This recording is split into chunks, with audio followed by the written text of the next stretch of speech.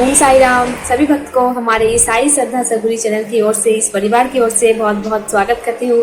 सभी भक्तों को मैं बोलूँगी, अगर आप हमारे चैनल में नए आए हैं, देरी मत करें, अपना उंगली उठाए और घंटा को जरूर दबा ले, बेल आइकन को जरूर दबा ले और चैनल को सब्सक्राइब जरूर कर ले। भक्तों को मैं बोलूँगी, आज हम हमारे चैनल के माध्यम से एक्सपीरियंस लेके आए हैं जो आप टेलीकास्ट करने जा रहे हैं। वैसे बाबा को लीला को समझना है अपरंपार। बाबा हर एक भक्तों के साथ अलग अलग घटनाएं करते रहते हैं, हर एक जगह में बाबा, अगर आप दिल से बाबा को विश्वास करके पुकारोगे, बाबा आपको जरूर दर्शन देंगे। किसी भी जगह में, किसी भी रूप में, किसी भी स्वरूप में बाबा का दर्शन आपको जरूर मिलेगा, अगर आपको विश्वास और भक्ति दोनों चीज आपके साथ रहना चाहिए। ऐसे बहुत सारे भक्त हैं जो अलग अलग अलौकिक एक्सपीरियंस, घटनाएं उनके साथ हो रहा है, वो सभी चीज़ें वो सभी भक्तों ने हमारे चैनल के साथ शेयर कर रहे हैं। तो हम लोग एक एक करके आप सभी भक्तों के सामने वो उनका एक्सपीरियंस जरूर रखेंगे।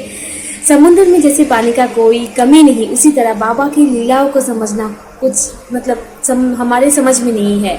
हम लोग समझ नहीं पाएंगे बाबा कैसे कैसे अलौकिक घटनाएं हमारे साथ करते रहेंगे। बाबा का स्वरूप भी कुछ ऐसा है और बाबा की लीलाएं भी कुछ ऐसा है। तो चलिए देखते हैं और सुनते हैं उनका एक्सपीरियंस उनके मुंह से। बाबा अपने अमृत वाणी में कहते हैं, मनुष्य जब अंदर ही अंदर टूट जाता है, उसका जब भरोसा टूटने लगता है, उसका जब मानसिक संतुलन खो बैठता है मनुष्य, तब आप कुछ समय के लिए धैर्य धर के बैठ जाना ही बेहतर है। शांति से मन को शांत करना ही सबसे अच्छा चीज है। अपने मन को शांत करना ही अपने मस्तिष्क को शांत करना। मन वही सोचता है जो आपका मस्तिष्क करता है। आपका मस्तिष्क ही आपको चलाता है। उसी समय अगर आप कुछ विचार करोगे तो कुछ भी, क्योंकि आपका मन ठीक नहीं है, इसीलिए आपका मन विचलित रहेगा और आपका मस्तिष्क काम नहीं करेगा। तब मैं यही बोलता हूँ, मन को थोड़ा धैर्य पकड़ के बैठना चाहिए और थोड़ा धैर्य पकड़ के ईश्वर का नाम शरण करना चाहिए। हे ईश्वर, मुझे रास्ता दिखाओ।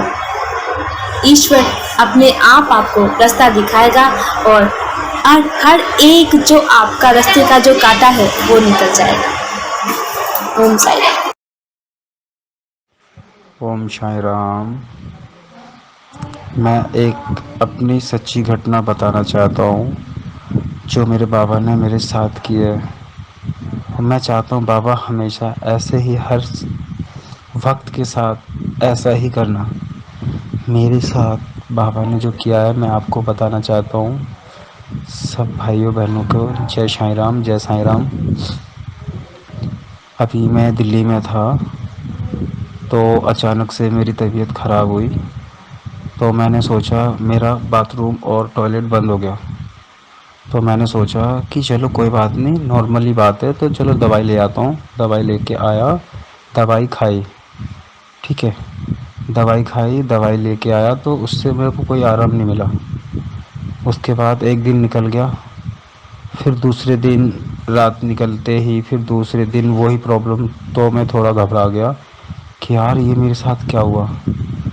फिर मेरे साथ मैं परेशान होने लगा। परेशान होते होते मैंने क्या सोचा कि यार राजा, और अब क्या करूं, अब किसको बताऊं। मम्मी पापा मेरे आगरा में हैं, अब मैं किसको बताऊं, मैं अकेला रहता हूं। तो मैंने अपनी छोटी बहनों को बोला कि बहन, मेरे को ऐसी ऐसी परेशानी है, मेरे को शूशू उतर नहीं रहा है। तो फिर छोटी सी बहन है, उसने बोला भैया ऐसा कर, दवाई ले यार डॉक्टर से। मैंने कि ठीक है। फिर मैं दूसरे दिन के बाद, एक दिन झेल लिया मैंने, एक दिन तो निकल गया, दूसरा दिन निकला तो फिर मैं डॉक्टर के पास गया। तो दोपहर में जब मुझे ज़्यादा दर्द लगा तो डॉक्टर के पास गया। तो मैंने सोचा चल कोई नहीं, डॉक्टर के पास जाके मैंने देखा। तो मैंने देखा तो सारी डॉक्टरों की दुकानें बंद थी। और फिर मैं आखिर तक गया। तो जिस दुकान पे गया तो बिल्कुल बाबा का ही पूरा डॉक्टर जी बैठे हैं, जो पूरा बाबा के नाम से ही, बाबा के नाम से केमिस्ट है पूरा। देखा अंदर तक तो पूरे में बाबा की फ़ोटो थी। और फिर अंदर जाके मैंने उन्हें कोई परिचय नहीं दिया कि मैं बाबा को मानता हूँ या मुझे कोई बात है। उनसे कुछ नहीं बोला। डॉक्टर साहब ने बोला कि जी बताइए बेटा क्या तकलीफ़ है। तो मैंने कि अंकल ऐसा है कि मेरी शूशू उतर नहीं रहा है, ठीक है। और कर अच्छा और कोई दिक्कत। मैंने कि नहीं अंकल ये है कि शूशू कर रहा हूँ तो सूसू नहीं उतर रहा है। कह रहा अच्छा। फिर उन्होंने मुझे 2 सुई लगाई। 2 सुई लगाने के बाद मैं लेट गया। लेटने के बाद थोड़ा सा दर्द, फिर मैं चला गया घर पे। जाते जाते उन्होंने दवाइयाँ दी तो दवाई से खाते खाते पेट फुल हो गया। पेट फुल हो गया। अब मेरे को बर्दाश्त नहीं हुआ दर्द, क्योंकि बाथरूम उतर नहीं रहा था। उस वजह से मेरा पेट में पानी बहुत ओवर हो गया था। अब मैं तड़पते जा रहा हूँ, तड़पते जा रहा हूँ। एक दिन निकाल लिया बर्दाश्त करके। दूसरा दिन मुझे निकला नहीं। जैसे दिन भर से शाम होते ही बहुत परेशान तड़प गया। फिर मैं जो परेशान होते होते फिर जो मेरे चाचा ताऊ हैं, उनके बहू हैं और वो कहने लगे ऐसे तो लड़के को कुछ हो जाएगा, हॉस्पिटल ले चलते। तो मैं एक सरकारी हॉस्पिटल है लाल बहादुर, तो उसमें मैं गया। उसमें गया तो उसमें जाने के बाद डॉक्टर ने देखा, उनने मुझे चेक किया और मुझे नली डालने के लिए बोला गया कि आपको नली नली डलेगी, आपकी बाथरूम नहीं आ रही तो उससे नली द्वारा आपको बाथरूम आएगा, उसके बाद आपका चेकअप होगा। तो उन्होंने नली डाली तो नली जा नहीं रही थी। तो वो जा नहीं रही थी तो बड़ा परेशान हो गया। तो उस डॉक्टर ने सीधा लिख दिया, रेफरेंस कर दिया जीटीबी, जो दिल्ली में बड़ा हॉस्पिटल है जीटीबी।